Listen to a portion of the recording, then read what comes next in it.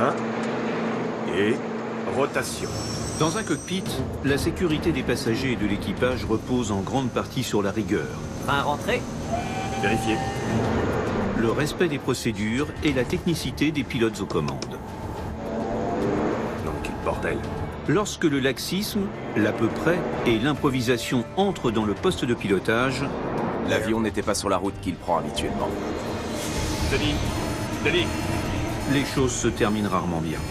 A fortiori lorsqu'il s'agit d'un vol sans visibilité et en zone de haute montagne. Voici l'histoire du vol Santa Barbara 518. We're not getting any oxygen. We have the terrain alarm. Tower Aero Peru 603. We are in an emergency.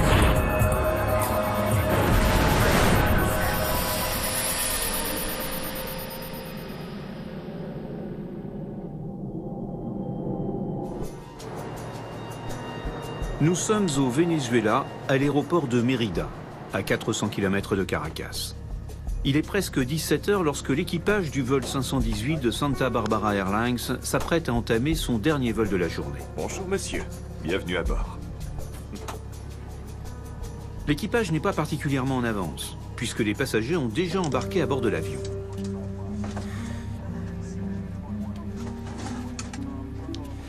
Tu sais quoi? Je leur ai dit là-haut que toutes leurs procédures standards étaient complètement dépassées.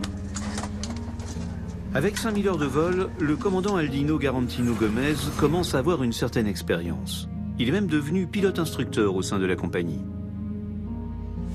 C'est décidé, la semaine prochaine, je rends mes manuels au chef des opérations. Aujourd'hui, le copilote est un ami proche du commandant de bord. Ouais. Ça pourrait mieux fonctionner, c'est sûr. Denis Ferreira Quintal est encore un jeune pilote avec seulement 2000 heures de vol à son actif.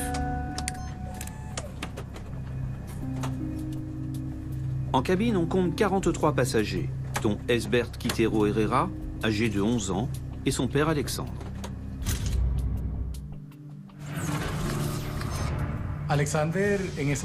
Alexandre était le maire de Mucuchies, une commune de l'État de Mérida. Il se présentait aux élections du gouverneur et se rendait à un meeting de son parti politique.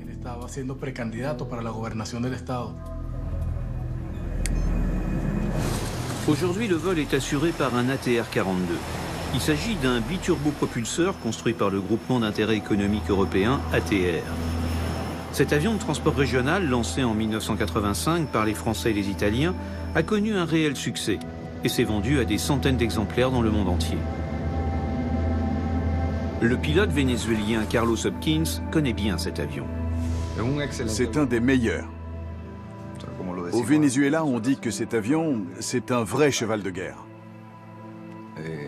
C'est un appareil très fiable. Le vol est prêt au départ. Pour information, un avion... D-190 est signalé il y a 2 minutes à la verticale de Lagunillas. La tour prévient le commandant que s'il ne veut pas risquer d'être retardé, il doit partir rapidement avant l'arrivée du vol annoncé. Reçu, Avior Lagunillas. Autorisé à la mise en route. Les portes sont fermées. Le terrain ne comporte qu'une seule piste. Si le vol 518 ne décolle pas immédiatement, il devra attendre la fin de l'atterrissage de l'autre avion, perdant ainsi de précieuses minutes. Vol 518 autorisé au décollage. Ok, on est paré. Bon, c'est toi qui prends les commandes si tu veux. Sur ce dernier tronçon de la journée, c'est donc le copilote Ferreira Quintal qui est aux commandes.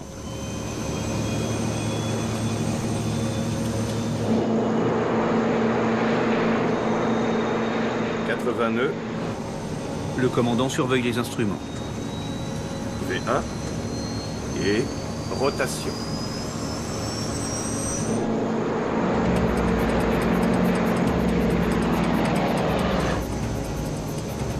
Train rentré. Vérifié. C'est parti.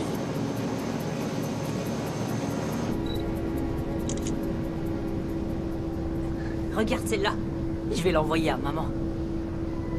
Le vol 518 entame son trajet de 90 minutes à destination de la capitale, Caracas. Les pilotes connaissent bien la ligne, il y a 3 vols par jour. Mais à cause du relief imposant des montagnes, la trajectoire à suivre est compliquée. L'aéroport de Mérida est situé en plein milieu d'une vallée très élevée dans cette partie des Andes qui se termine au Venezuela. Il n'y a qu'une seule route pour y entrer et pour en sortir. La procédure impose aux avions de décoller face au sud-ouest et de suivre la vallée le temps de monter à une altitude suffisante. Ensuite, ils doivent virer au nord-est pour prendre le cap de Caracas. Avior 116, trafic sortant à l'instant.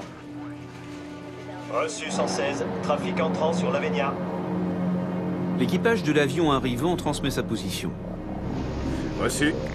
On va rester près du versant nord des montagnes pour vous laisser de la place.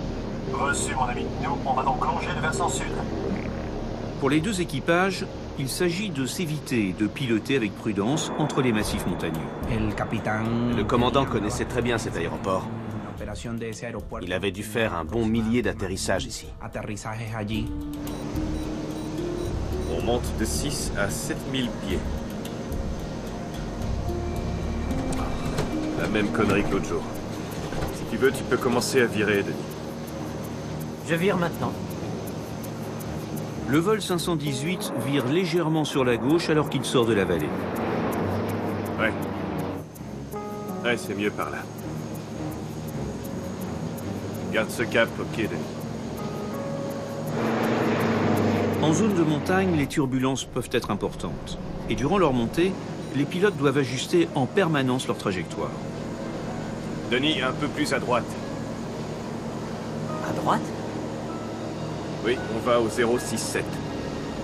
L'avion a décollé maintenant depuis 6 minutes et il poursuit sa montée. Quand soudain, l'alarme de proximité du sol se déclenche dans le poste.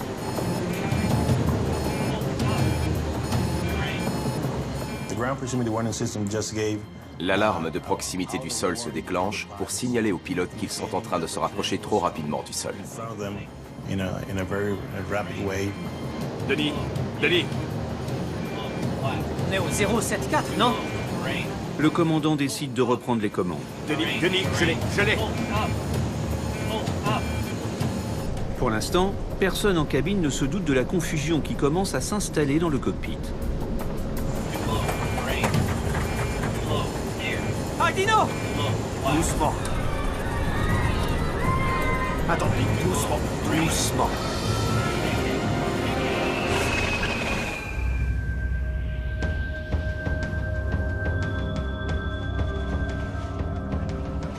Santa Barbara 518.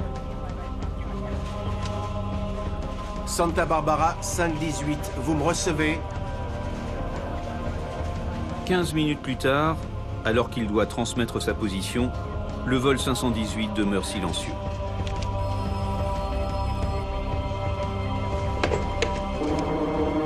Le vol 518 est manquant. Il y a 43 passagers à bord. La nouvelle de la disparition se répand comme une traînée de poudre auprès des familles des passagers.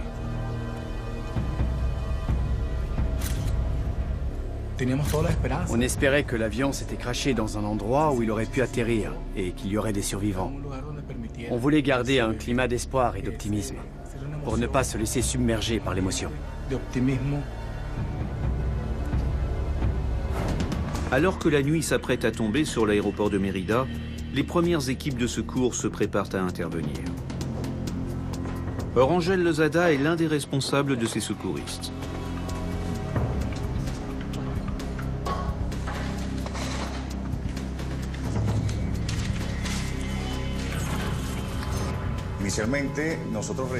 On a d'abord recueilli toutes les informations concernant l'avion. On a notamment demandé combien de personnes il y avait à bord. À partir de là, on a commencé à se préparer psychologiquement et physiquement pour porter secours à d'éventuels survivants. Souvent, lorsqu'un avion s'écrase à proximité d'un aéroport, le tracé radar permet de connaître l'endroit du crash. Seulement à Mérida, il n'y a pas de radar. Et les secouristes ne savent pas précisément où chercher le vol 518. Ok, on ne connaît pas la dernière position de l'avion, donc le périmètre de recherche va être très étendu, d'accord? Faute d'indices précis, il décide alors de lancer une première recherche aérienne le long de la route prévue pour le vol 518. Sans résultat. La recherche a été faite par hélicoptère et on s'est rendu compte que l'avion n'était pas sur la trajectoire prévue. Mais une rumeur commence à circuler. Un pilote aussi performant que le commandant Garantino n'a pas pu s'écraser en pleine montagne. Pour beaucoup, il a dû se passer autre chose. Quand j'ai appris que c'était Aldino Garantino qui était le commandant de bord, la première chose que j'ai pensé, c'est que l'avion avait été détourné. Si cet avion avait disparu, c'était forcément parce qu'il avait été détourné. Mais cet espoir est de courte durée, car plusieurs témoignages de villageois montagnards permettent rapidement de localiser l'appareil à une dizaine de kilomètres de Mérida, sans plus d'informations sur d'éventuels survivants.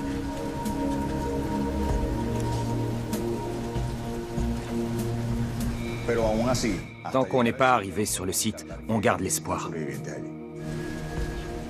Le lendemain matin, dès le lever du jour, le lieu précis du crash est repéré en pleine montagne. Aussitôt, les premières équipes de secours sont transportées par hélicoptère et déposées à proximité sur le sommet de Los Coneros. Nous sommes dans le nord de la cordillère des Andes. L'environnement est particulièrement hostile.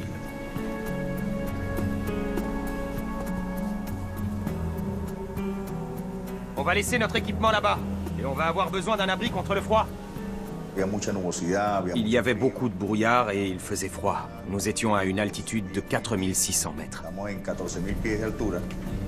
À une telle altitude, la rareté de l'oxygène rend chaque effort physique extrêmement difficile. Tout allait à l'encontre de la physiologie humaine. Les lieux, l'altitude, le site de l'impact. Ça nous faisait double ou triple de travail. Rapidement, l'espoir de retrouver des survivants s'évanouit. Malheureusement, les 46 occupants de l'appareil sont tous décédés. Ce sont des images qui restent gravées dans la mémoire pour la vie. Mais dans ce genre de travail, on doit savoir mettre ça de côté et avancer. Au même moment, à Mérida, les enquêteurs vénézuéliens du bureau d'enquête sur les accidents d'avion sont en train d'arriver et de s'installer. Bonjour. Mais il va leur falloir un peu de temps pour accéder au lieu du crash. Où se situe exactement le lieu de l'accident? Leur mission est simple, comprendre et expliquer ce qui a mené au drame du vol 518. Ok. Et vous avez déjà une équipe sur place? Ce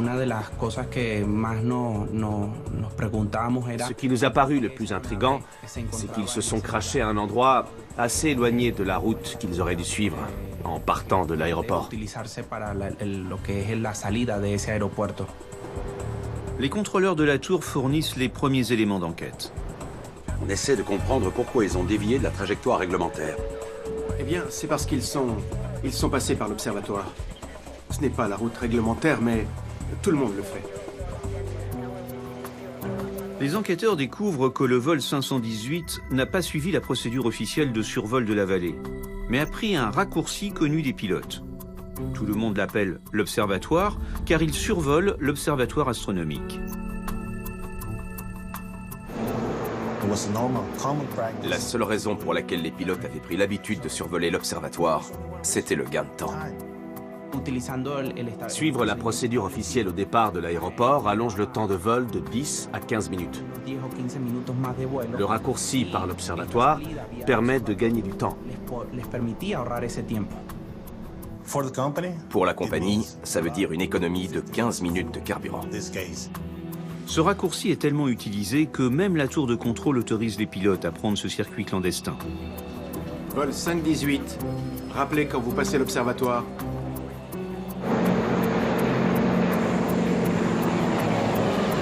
Si l'avion n'a pas été retrouvé sur la route normale, on en connaît maintenant la raison. Ouais, c'est mieux par là. Il a pris une autre route, plus rapide, mais beaucoup plus dangereuse. Garde ce cap, ok, Denis. Ok. Toutefois, cette découverte n'explique pas tout. Ouais. Car d'après le lieu de l'accident, l'avion a aussi dérivé de la route normale de l'observatoire. Qu'est-ce qu'ils sont allés foutre là-bas? L'avion avait dévié de la trajectoire de l'observatoire. Il se trouvait beaucoup plus loin au nord. À ce stade des investigations, c'était un élément très intrigant. Pour l'instant, seuls les secouristes sont présents sur les lieux du drame, presque au sommet du mont Los Coneros. D'accord pour continuer, les gars? Ils ne cherchent plus de survivants, mais doivent maintenant redescendre les corps des victimes dans la vallée. Un travail éprouvant à tout niveau.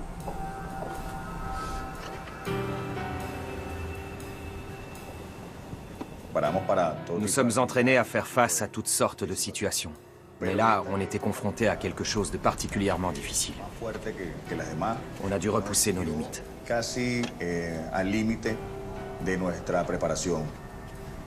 Les habitants de Mérida prennent conscience de l'ampleur de la tragédie lorsque les corps des victimes sont redescendus dans la vallée. Mérida n'avait jamais connu un accident aussi grave. Toute la ville était sous le choc.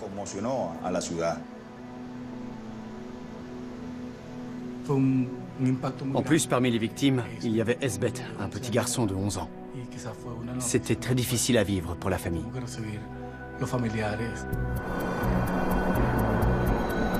Reste maintenant à comprendre ce qui s'est passé. Les pilotes ont décidé de prendre le raccourci survolant l'observatoire, situé presque au sommet de la montagne. Puis l'appareil a fait un virage, inexpliqué, pour aller percuter le mont Los Coneros. Les enquêteurs s'interrogent. S'agit-il d'une erreur de pilotage? Une défaillance mécanique? D'un problème météo? D'autre chose? Les réponses à ces questions sont en grande partie éparpillées à plus de 4000 mètres d'altitude. Mais avant de monter aussi haut dans une atmosphère raréfiée, les enquêteurs doivent d'abord subir des tests physiques. On était dans des conditions extrêmes. Parmi nous, il y en avait certains qui souffraient de désorientation. Il fallait donc être prudent avec tous les membres de l'équipe. C'est bon? Je suis prêt. Allez, on monte là-haut. J'y vais.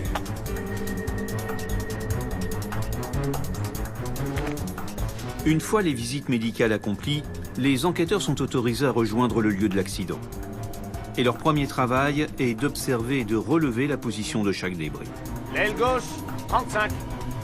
Dans une enquête, la disposition des débris est toujours riche d'enseignements. Elle permet généralement de déterminer comment l'appareil a percuté le sol. Donc, il a glissé sur le ventre. La façon dont les débris étaient disposés montrait que l'avion n'avait certainement pas percuté frontalement la montagne, mais qu'il avait dû la heurter alors qu'il était en montée.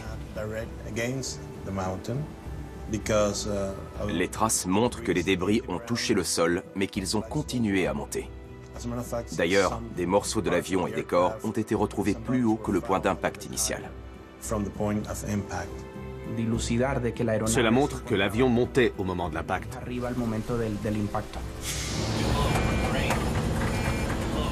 Je l'ai. Donc, aucun doute pour les enquêteurs, au moment du crash, l'avion était en montée. C'est un élément important, indiquant que les pilotes ont cherché à éviter la montagne. Il s'en est d'ailleurs fallu de très peu pour qu'ils réussissent. Avec un peu plus d'altitude, ils auraient pu frôler le mont Los Coneros sans le percuter.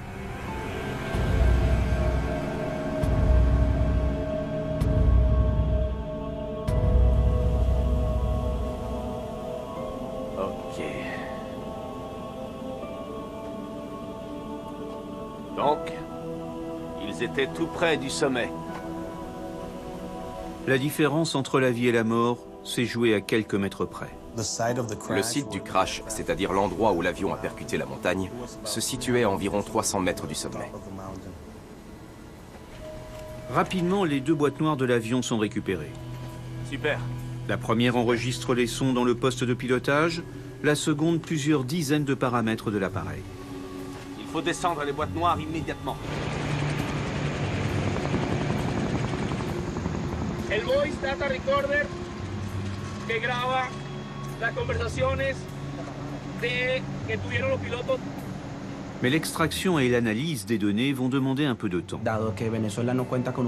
Comme le Venezuela n'a pas de laboratoire équipé pour analyser les boîtes noires, on a contacté le gouvernement français et le fabricant de l'avion a proposé de nous aider à décrypter les enregistrements.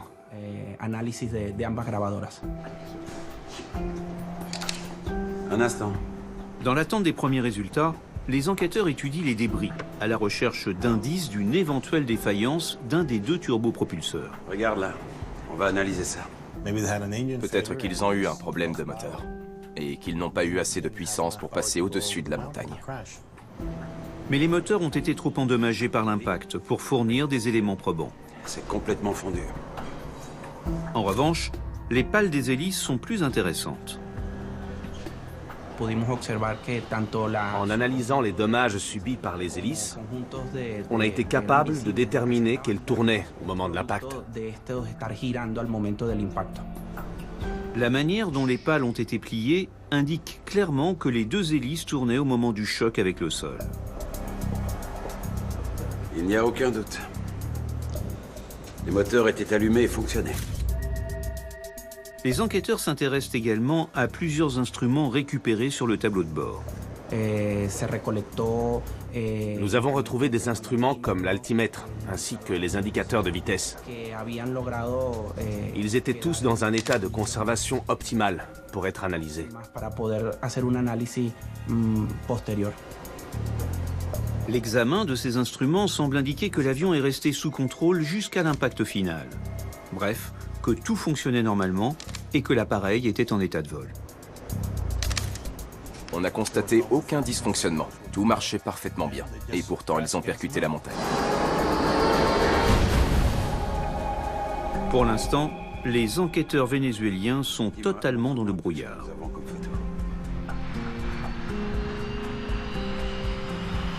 Pour avancer, ils décident de se rendre à Paris, au BEA, le Bureau Enquête et Analyse de l'Aviation Civile, où les techniciens spécialisés essayent de décrypter les deux boîtes noires. Les premiers résultats permettent d'établir la durée précise du vol. 6 minutes et 47 secondes entre le décollage et le crash.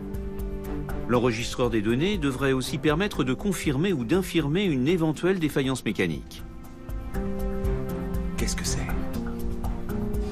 Mais les spécialistes du BEA ont une mauvaise surprise. Plusieurs paramètres essentiels n'ont visiblement pas été enregistrés. Les données qui venaient de l'enregistreur de vol de l'avion étaient bonnes. Mais certains paramètres manquaient.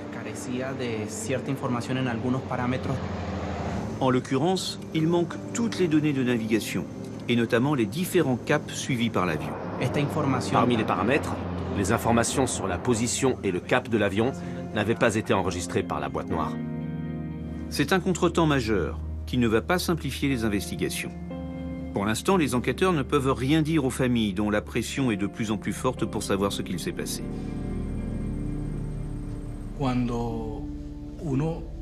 Lorsqu'on est victime d'un accident aérien, on ressent vraiment de la colère et de l'impuissance. On est persuadé que l'accident aurait pu être évité. On veut à tout prix savoir pourquoi. Pour reconstituer les données manquantes, les techniciens du BEA utilisent une technique peu orthodoxe, mais plutôt efficace. Dis-moi quand t'es prêt. Ok? En simulation, ils vont essayer de deviner la trajectoire de l'appareil. Ah, la même connerie que l'autre jour. Si tu veux, tu peux commencer à virer, Denis. Je vire maintenant. Cette reconstitution est possible car toutes les actions sur les commandes de vol, elles, ont bien été enregistrées. Ça nous a permis de connaître l'altitude de l'avion au moment de l'impact, mais également de reconstituer la trajectoire suivie à partir du décollage.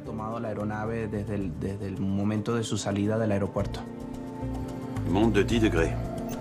Et seconde par seconde, ils réussissent à reconstituer les 6 minutes 47 secondes du vol. Maintenant à gauche, 15 degrés. Et cette reconstitution permet de montrer que l'avion a procédé à un décollage sans problème avant de s'éloigner de sa trajectoire normale. Regarde. Ici. C'est le moment où il est sorti de la trajectoire. A priori, donc, il y a eu un problème de navigation. Reste à savoir s'il s'agit d'une erreur de pilotage ou d'une défaillance mécanique.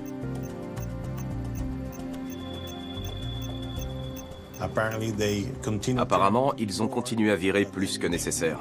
Et au lieu de se diriger vers l'observatoire qui est à l'est, ils ont pris au nord, directement vers la montagne. Aldino! Attendez, doucement, doucement.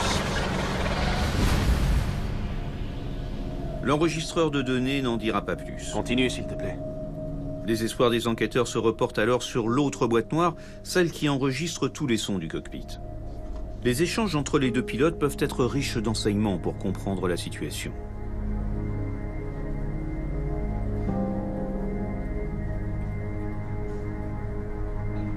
Oui, on va au 067. Les pilotes discutent du cap à suivre. Denis. On est au 074, non? Il est évident qu'à ce moment-là, la panique gagnait l'équipage. Le copilote a commencé à se préoccuper de leur position et de leur cap. De fait, l'enregistrement révèle une certaine confusion dans le poste. Merde, Aldino, on est au 318 là! Et les deux pilotes ne semblent pas d'accord sur le cap qu'ils suivent réellement. Ils sont complètement paumés là. Comment un équipage en vol à basse altitude en zone montagneuse a-t-il pu se placer dans une telle situation? L'enregistreur de son dans le cockpit fonctionne dès que la batterie de l'avion est actionnée. Les enquêteurs peuvent donc entendre les conversations pendant, mais aussi avant le vol. Et ils découvrent un certain laisser-aller avec les procédures. Par exemple, les deux pilotes ont entamé la mise en route des moteurs avant même d'avoir demandé l'autorisation de la tour. Tour de Mérida, bonjour. Santa Barbara 518. Demande autorisation pour mise en route. Vol à destination de Maiquetía.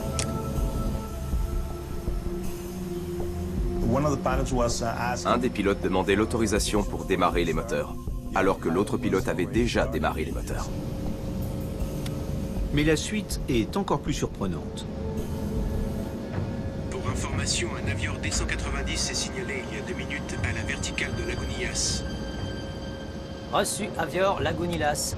Autorisé à la mise en route. Les portes sont fermées. L'équipage n'a lu aucune des listes de vérification obligatoires avant un vol. Il y a pas mal d'étapes là. Préparer le décollage d'un avion nécessite au minimum une douzaine de vérifications. Et en oublier certaines peut se révéler mortel. C'est pourquoi les pilotes sont formés à suivre rigoureusement les fameuses checklists. Grâce à ces listes de contrôle, on confirme que tous les paramètres sont normaux pour éviter une défaillance pendant le vol. Pas seulement pour mettre en route les moteurs, mais aussi les hélices, les freins, les aérofreins. On doit toujours vérifier les principaux systèmes de l'avion avant d'entamer un vol. Ce n'est pas la première fois qu'une lecture trop laxiste des listes de vérification mène à une tragédie. En 1987, le vol 255 de Northwest Airlines s'est écrasé au décollage à l'aéroport de Détroit aux États-Unis.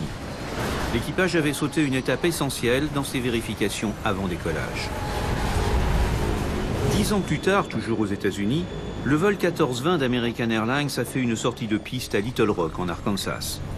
Dans leur préparation d'atterrissage, les pilotes avaient sauté plusieurs lignes des listes de vérification et oublié d'armer les aérofreins ainsi que le système de freinage automatique.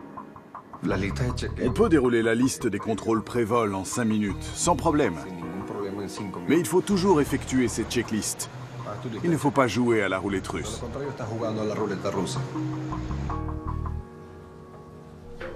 Reçu, Avior Lagunitas. Autorisé à la mise en route. Les portes sont fermées. Il est clair que l'équipage du vol 518 a confondu vitesse et précipitation pour préparer son décollage. Ces gyros se mettent à déconner encore une fois. L'équipage avait également conscience d'une défaillance au niveau des gyroscopes. Or, ces gyroscopes alimentent l'AHRS, un système de navigation permettant d'afficher sur les écrans de contrôle l'assiette et le cap de l'avion. Un système évidemment indispensable au pilotage, notamment sans visibilité. Il s'agit donc d'une défaillance majeure. Et pourtant, l'équipage a poursuivi le décollage. V1 et rotation. L'ATR-42 décolle moins de 3 minutes après sa mise en route.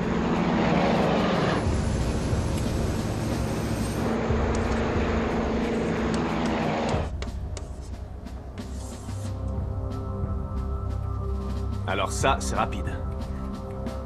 Pour les enquêteurs, faire l'impasse sur une telle défaillance technique a forcément eu des conséquences sur la suite du vol.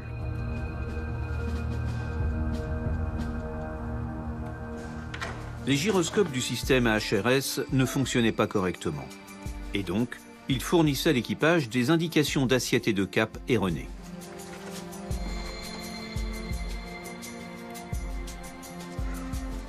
Montre-moi ça. Le AHRS est un système qui permet de simplifier la complexité de la navigation de l'avion. Son altitude, son assiette ou son cap. Il concentre tout ça sur un seul écran qui affiche toutes les informations nécessaires au pilote. À cet endroit. Denis, un peu plus à droite. À droite? Oui. On va au 067.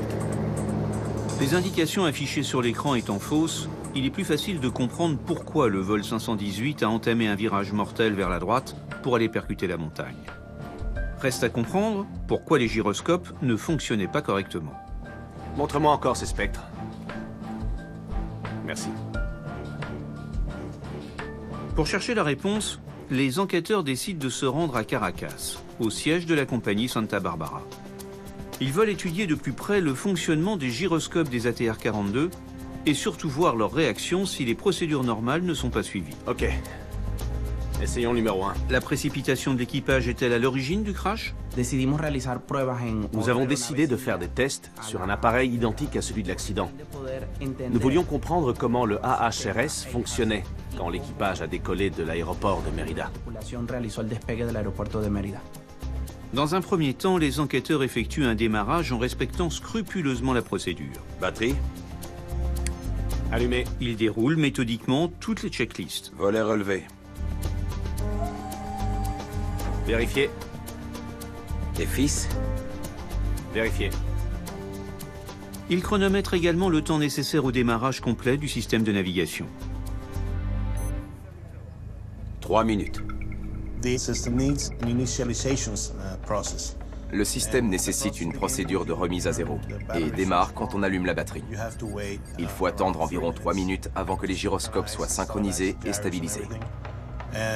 Pendant ce temps, l'avion doit rester immobile. Ok. Maintenant, on fait à leur manière. Cette fois, les enquêteurs refont exactement les mêmes gestes que ceux de l'équipage du vol 518. Batterie.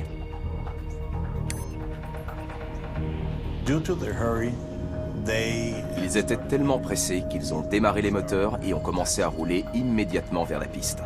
Et en faisant ça, ils ont oublié de vérifier leurs instruments de vol.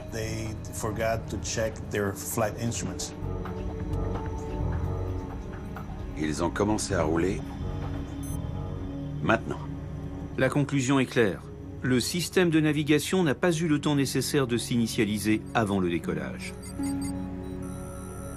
Même pas 30 secondes. C'est tout ce qu'ils auraient dû attendre.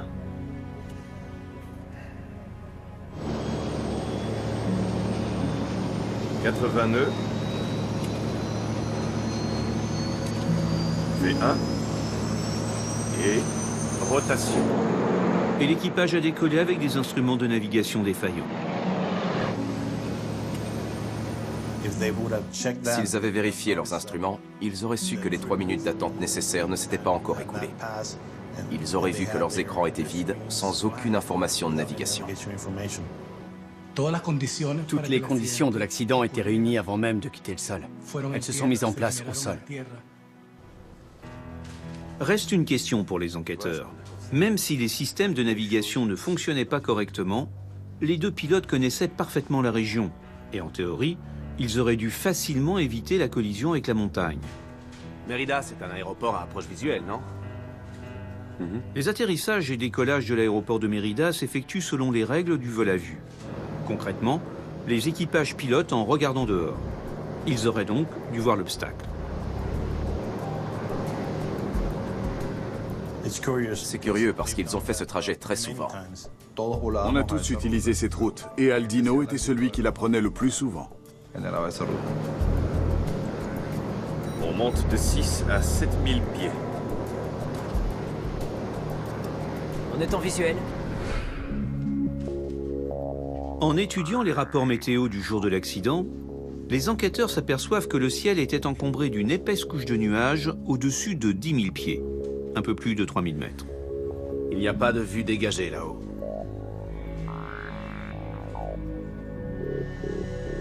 Ok. Bien. Ils ont dû entrer dans la couche quand ils ont atteint les 10 000 pieds. Donc, ça doit être quelque part par là. C'est précisément l'endroit où le vol 518 a commencé à sortir de la trajectoire prévue. Bien, regarde ça. Une fois entrés dans les nuages, les pilotes ont perdu toute référence visuelle extérieure.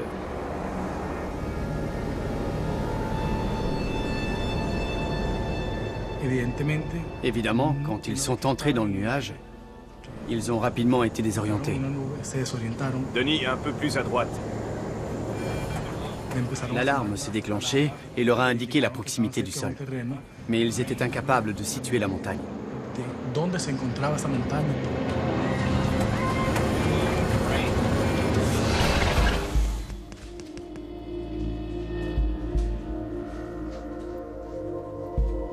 Et ça a été la touche finale. Et là, vous vous demandez pourquoi un pilote expérimenté, suivant une route qu'il connaît par cœur, s'est retrouvé dans une telle situation.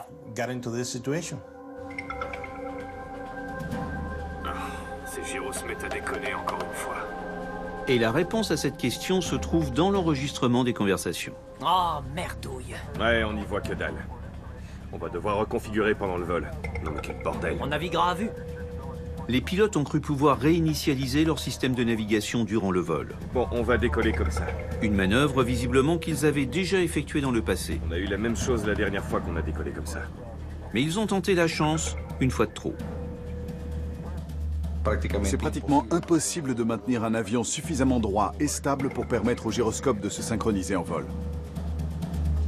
Et durant la réinitialisation du système de navigation, l'équipage a continué à piloter d'une manière, disons, très basique, et qui a laissé quelques traces sonores sur l'enregistrement. Oh, oh. C'était quoi ce son? Je peux l'écouter à nouveau?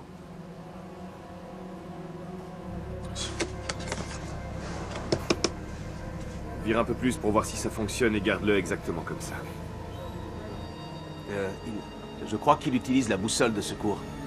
En fait, ils ont suivi les indications de la boussole, mais celle-ci n'est fiable qu'en ligne droite. Or, le vol 518 est parti en virage sans aucune visibilité.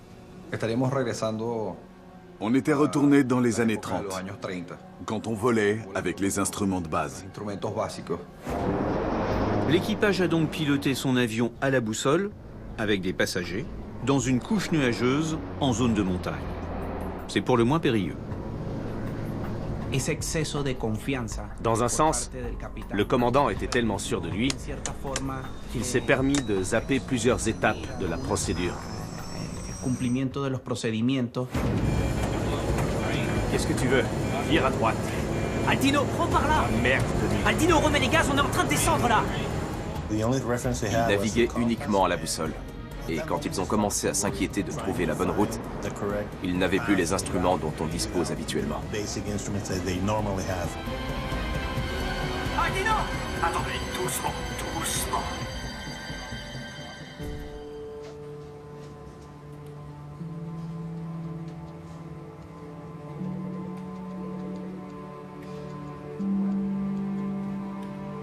Il volait à l'aveugle. L'accident est dû à une combinaison de causes, et principalement à un manque de rigueur et à une succession de mauvaises décisions des deux pilotes du vol 518.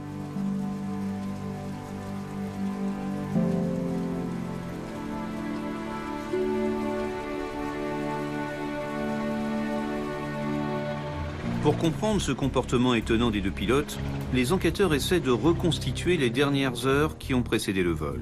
J'ai besoin de savoir ce que ces mecs avaient dans la tête. Les enquêteurs établissent que les pilotes entre les deux vols sont allés prendre un café au terminal pour se détendre.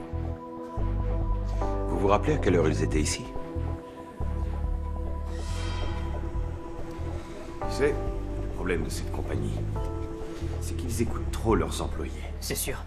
Lorsque les pilotes sont arrivés à Mérida, ils ont décidé d'aller au terminal.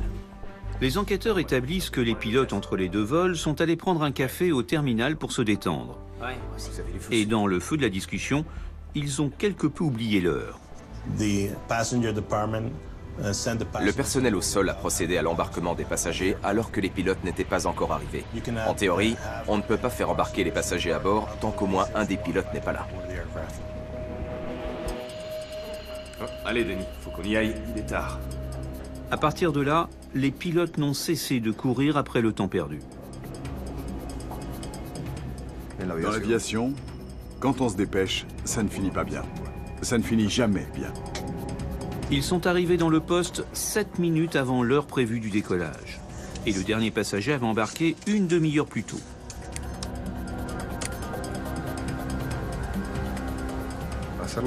Faire les choses plus vite, ça veut dire qu'on les fait trop vite. Quelque chose peut arriver. Quelque chose peut mal tourner. Ouais, on y voit que dalle. On va devoir reconfigurer pendant le vol. Non mais quel bordel. On naviguera à vue. On a eu la même chose la dernière fois qu'on a décollé comme ça. Par excès de confiance, parce qu'ils connaissaient bien l'endroit et qu'ils avaient déjà dans le passé géré les problèmes de gyroscope, ils ont pris la dangereuse décision de décoller. Pour un pilote, le pire des risques, et l'erreur la plus grave, c'est d'avoir trop confiance en lui. Il n'y a pas deux vols qui soient identiques.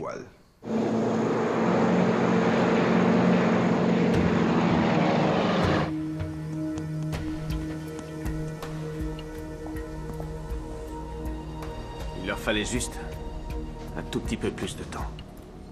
Pour être précis, 28 secondes supplémentaires. Le temps d'initialiser correctement leur système de navigation avant le décollage. Denis, On est au 074, non? Pour gagner 28 secondes, ils ont pris l'air avec un système de navigation non opérationnel, alors qu'au-dessus d'eux les attendait une couche nuageuse en zone montagneuse.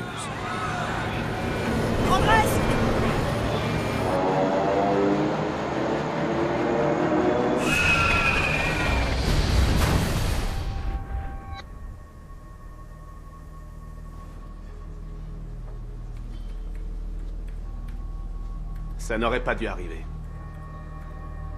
Dans les mois qui ont suivi l'accident du vol 518, les autorités vénézuéliennes ont estimé l'aéroport de Mérida trop dangereux et ont décidé de le fermer au trafic commercial. L'enquête a sans doute permis de sensibiliser le public et de provoquer des changements dans le monde de l'aéronautique. Je suis sûr à 100% qu'elle a empêché d'autres accidents de se produire au Venezuela. Un accident qui rappelle aussi à tous les pilotes une règle de base, ne jamais confondre vitesse et précipitation.